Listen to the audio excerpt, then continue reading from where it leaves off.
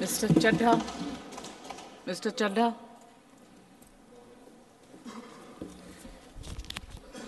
क्या बीजेपी भारत देश में निष्पक्ष चुनाव खत्म करना चाहती है?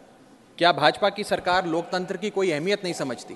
क्या भाजपा की सरकार के लिए संवैधानिक संस्थाओं की कोई अहमियत नहीं है?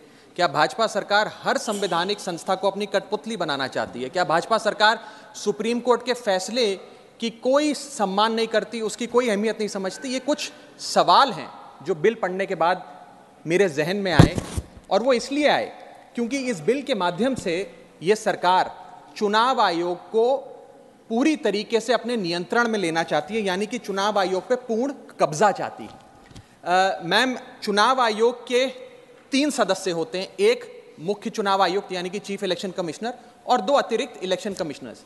इनकी चयन और नियुक्ति इस बिल के माध्यम से पूरी तरीके से सरकार के हाथों में आ जाएगी, और वे जिसको चाहें, चाहे वो पार्टी का शख्स हो, यस मैन हो, पार्टी मैन हो, जिस मर्जी को चाहें वे चुनाव आयुक्त बना सकते हैं।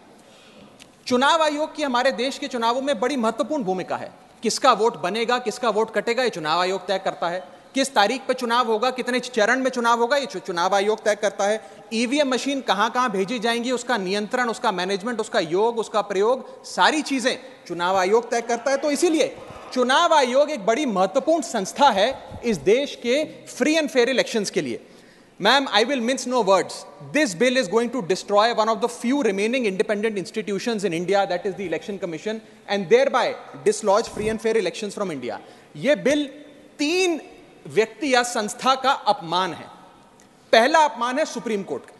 क्यों? क्योंकि सुप्रीम कोर्ट ने इसी साल मार्च 2 को 2 मार्च 2023 को 5 जजों की संवैधानिक पीठ ने सर्वसम्मति से एक फैसला दिया, और वो फैसला ये था कि सरकारी हस्तक्षेप, सरकार का कोई भी दखल चुनाव आयोग की नियुक्ति में नहीं होना चाहिए। ये खत्म करने के लिए हम एक समिति का गठन करते हैं। उस समिति के गठन से मुख्य न्यायाधीश को हटाकर एक कैबिनेट मंत्री को डालकर उसका संतुलन बिगाड़ने का काम और सुप्रीम कोर्ट के फैसले को पलटने का काम इस सरकार ने किया, ताकि एक ऐसी व्यवस्था बन जाए जिसमें जो शख्स ये चाहे वही चीफ इलेक्शन कमिश्नर बनेगा।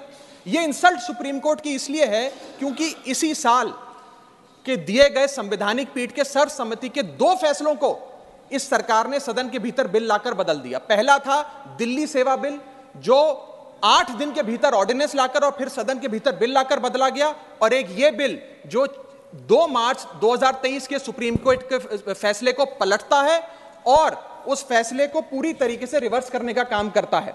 मैं आपको यह बताना चाहूंगा कि यह सरकार इस बिल के माध्यम से एक प्रकार से सुप्रीम कोर्ट को खुली चुनौती दे रही है कि आपको जो फैसला देना है दीजिए, अगर हमें पसंद नहीं आएगा हम बिल लाकर उस फैसले को पलट देंगे।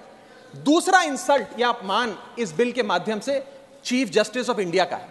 सुप्रीम कोर्ट का फैसला कहता है कि चयन समिति के 3 सदस्य होंगे, माननीय प्रधानमंत्री जी, माननीय नेता प्रतिपक्ष यानी कि लीडर ऑफ ऑपोजिशन, और 3rd chief justice of India.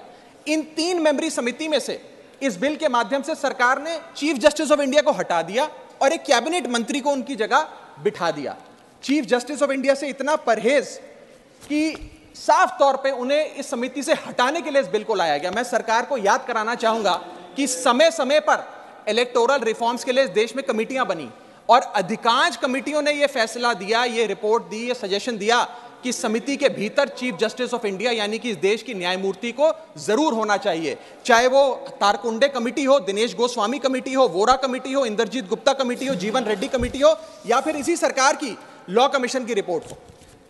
तीसरी इंसल्ट इस बिल के माध्यम से भाजपा सरकार एक ऐसे शख्स की कर रही है जो व्यक्ति भाजपा का संस्थापक थे, जो व्यक्ति आज भी भाजपा के मार्गदर्शक हैं, जो व्यक्ति भाजपा के भीष्म पितामह के नाम से जाने जाते हैं, वो व्यक्ति जो भारत देश के पूर्व प्रधानमंत्री रहे, यानी कि लालकृष्ण आडवाणी जी, पूर्व उप प्रधानमंत्री रहे।